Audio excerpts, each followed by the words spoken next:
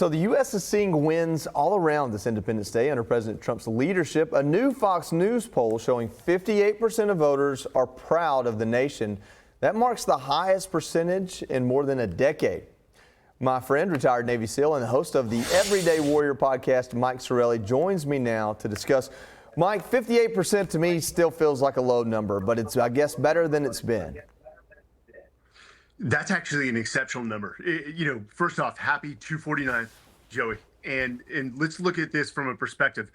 During the Revolutionary War, those who fought for it never gained more than 45% support from the colonists.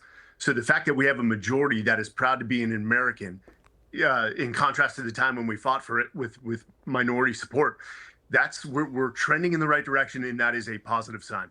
We've got a poll up there that showed year by year. We need to put 1775 in there, I guess. I didn't know that stat. Hey, listen, if we're going to look at what makes or the markers that that show that we have some patriotism going on, look at the stats of the military branches and their recruitment. They've exceeded their goals this year. The Army attained 118% of their goal, Navy at 99% of their goal, with the Marine Corps more than 100% of their goal, Air Force more than 100%. And so when we look at this is something we've reported on that was concerning, if not troublesome, and here we are with meeting our goals. Well, I've got to point out that the Navy is lagging behind every other service, but this is a far cry from the Biden administration. And for the viewers, if you don't know, only 27% of our youth are eligible for military service based off of physical and academic scores.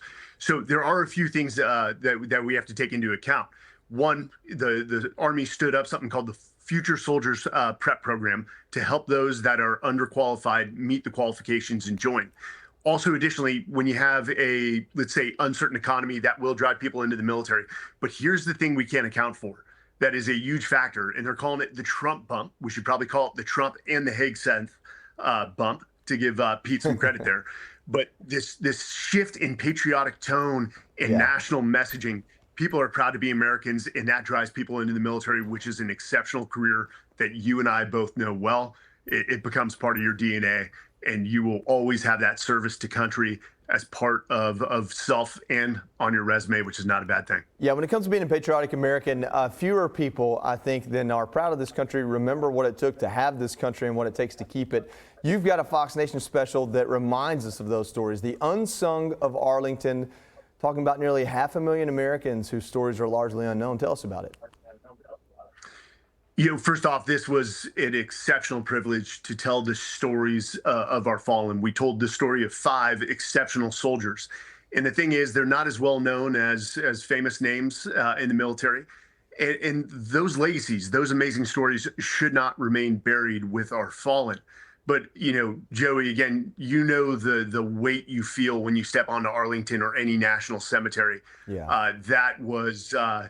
You could feel the weight as we were filming that, the importance of making sure we got these stories right. And I assure you, for any of the viewers, if you go and watch this, you're going to learn about 5 amazing leaders who were patriotic, they were courageous, and they changed the landscape and the fabric of our military today. Yeah, I tell people all the time, no matter what I do in life, this TV stuff or what have you, one day I'll be just another white marker out there in that cemetery, and that'll be my greatest honor. Mike Sarraille, thank you for your service. We appreciate you. Thanks for this special. I can't wait to check it out. Thanks, brother. I'm Steve Ducey. I'm Brian Kilmeade. And I'm Ainsley Earhart. And click here to subscribe to the Fox News YouTube page to catch our hottest interviews and most compelling analysis.